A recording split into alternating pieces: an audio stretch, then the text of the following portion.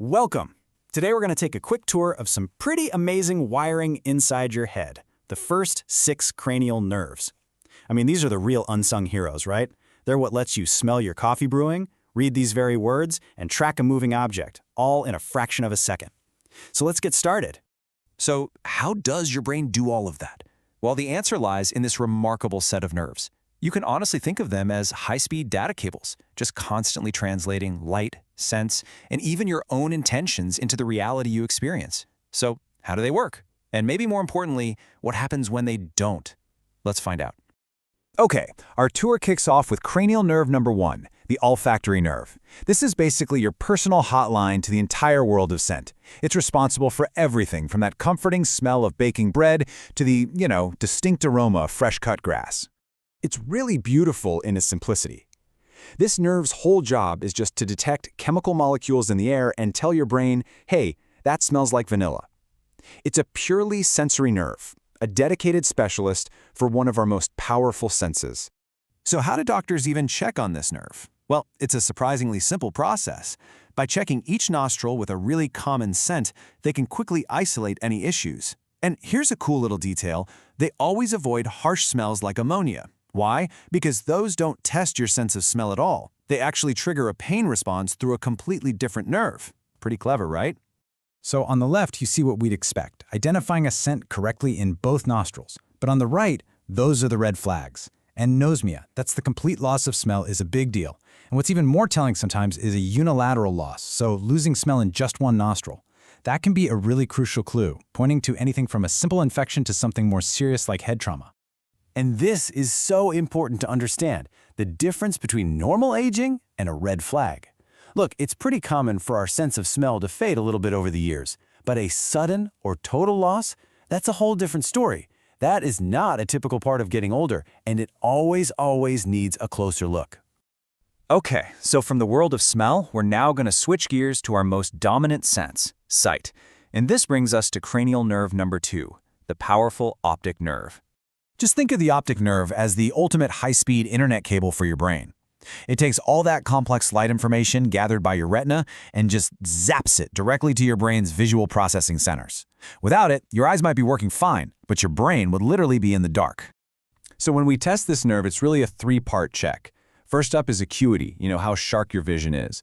Second, we look at your visual fields, what you can see off to the sides, your peripheral vision. And third, and this is really cool, we take a direct look at the optic disc. It's the only place in your whole body where a doctor can see a part of your central nervous system just by looking. Checking that peripheral vision can be done with a really simple confrontation test. Basically, by comparing your field of vision to the examiner's, a doctor can quickly map out any blind spots or areas of what we call tunnel vision. It's a surprisingly clever way to spot issues like glaucoma or even signs of a stroke. And this is why that optic disc is often called the window to the brain. It's amazing. A healthy disc, like the one on the left, is sharp and has that yellow-orange color. But a swollen, blurry disc like the one on the right, a condition called papilledema, that is a direct signal of high pressure inside the skull. It's an absolutely critical warning sign. Okay, so we can see the world, but how do we actually look around? Well, for that, we need a whole coordinated team. 3 different nerves, all working in perfect harmony to control every single dart, glance, and gaze of our eyes. A great way to think of these 3 is as the puppeteers of the eye. Cranial nerve 3, the oculomotor, he's the main operator. He handles most of the movements, lifts the eyelid, and controls the pupil. Then you've got 2 specialists, cranial nerve 4, which moves the eye down and in, and cranial nerve 6, which pulls it straight out to the side. So because cranial nerve 3 does so much, checking it is a 2-part thing. First, are the eyelids symmetrical, or is one drooping? That's a condition called ptosis. And second, are the pupils equal and do they react to light? Because a fixed, dilated pupil can be a real neurological emergency. Now for those 2 specialists. When a doctor asks you to follow their finger, they're watching for very specific little failures. If you can't look down and toward your nose, that points to a problem with cranial nerve 4. If you can't look out to the side, that's a classic sign of an issue with cranial nerve 6, and either one can cause some really frustrating double vision. Whew, we've covered a lot of ground. So now, let's try to put it all together by looking at the key differences between just normal, age-related changes and the big red flags that need immediate attention. As time goes on, some changes are totally normal. Presbyopia, that classic need for reading glasses, is totally expected. So is a slight dulling of your sense of smell or maybe finding it a little harder to see at night.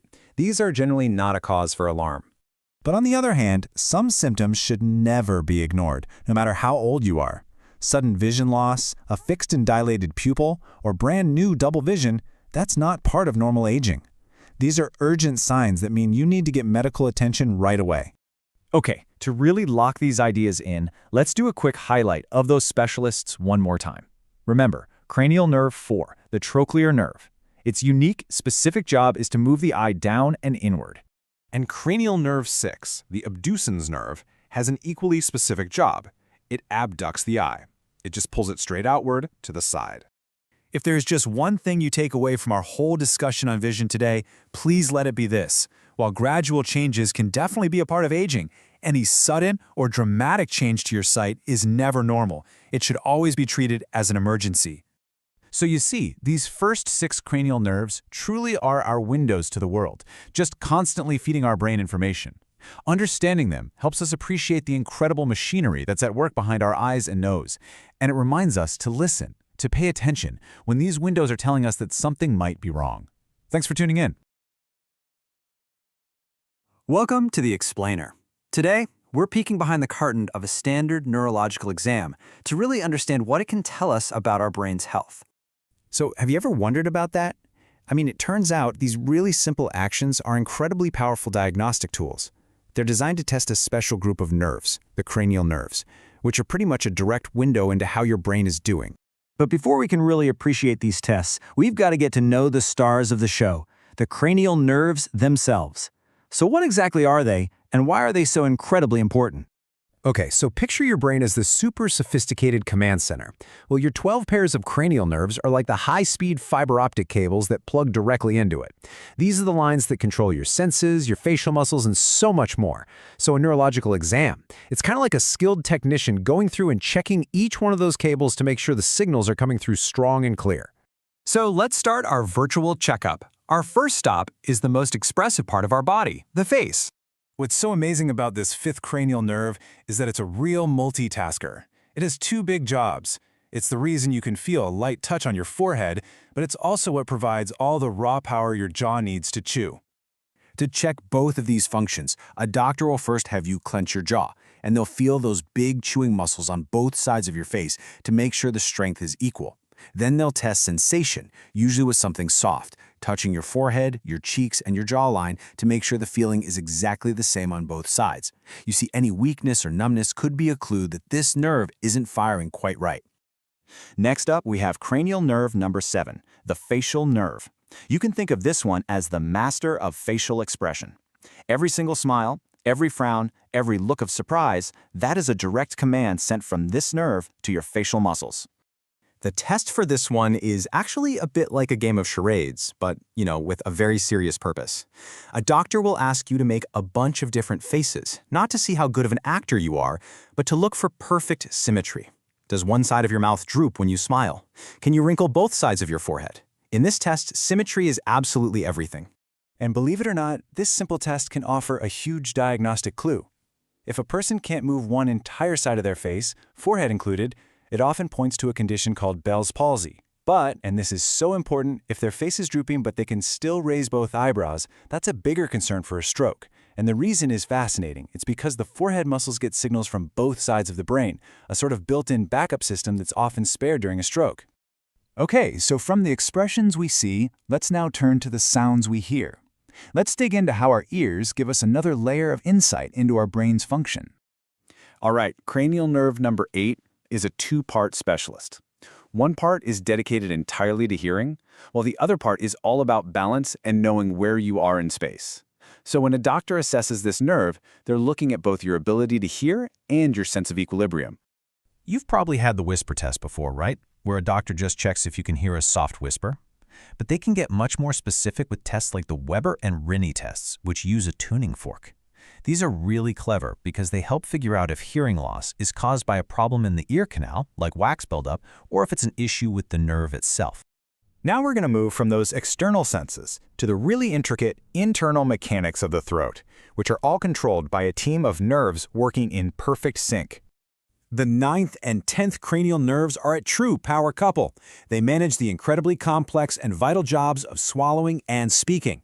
And if there's a problem here, it can have really serious consequences, affecting everything from being able to eat safely to the sound of your voice. And the check is surprisingly simple. First, a doctor will just listen to you speak. Is your voice nice and clear, or is it hoarse and breathy? Then they'll have you do the classic say ah, and what they're doing is watching that little thing hanging in the back of your throat to see if it rises straight up the middle. If it pulls over to one side, that's a really clear sign of weakness. All right, we're on the home stretch. Our final checks in this exam look at the big muscle groups of the head, neck, and tongue, all controlled by the last set of cranial nerves on our list. The 11th nerve, the accessory nerve, is what gives you the power to shrug your shoulders and turn your head. And the 12th, the hypoglossal nerve, is the master of the tongue, which is an incredibly complex muscle that's essential for clear speech and for moving food around. So the test here is just a simple strength check. You'll be asked to shrug your shoulders or turn your head while the doctor gives a little bit of resistance. For the tongue, you'll be asked to just stick it straight out. If there's an issue with the nerve, the tongue will actually point or deviate towards the weaker side. Okay, so we've walked through all these tests, but what does it all mean for you in the real world? More specifically, what's just a normal part of getting older, and what is a serious red flag that you should never, ever ignore? This table really nails the key difference. Look, it's normal for some things to change slowly over time. A slight decrease in hearing high-pitched sounds, for example. But the things in that red flag column, that's a different beast entirely. Those things are typically sudden, and they're significant. And this is truly the single most important takeaway from our whole explainer today. Your body doesn't usually change dramatically overnight for no reason. Sudden facial drooping, sudden hearing loss, new hoarseness, or difficulty swallowing. These are not normal parts of aging. They are urgent signals that something needs to be checked out, and fast. By understanding what these simple tests are looking for, you're so much better equipped to notice when a signal from your body is just a whisper versus when it's a full-blown siren. Thanks for joining us for this explainer. We hope you now have a clearer window into your own brain and the knowledge to be a better advocate for your own health.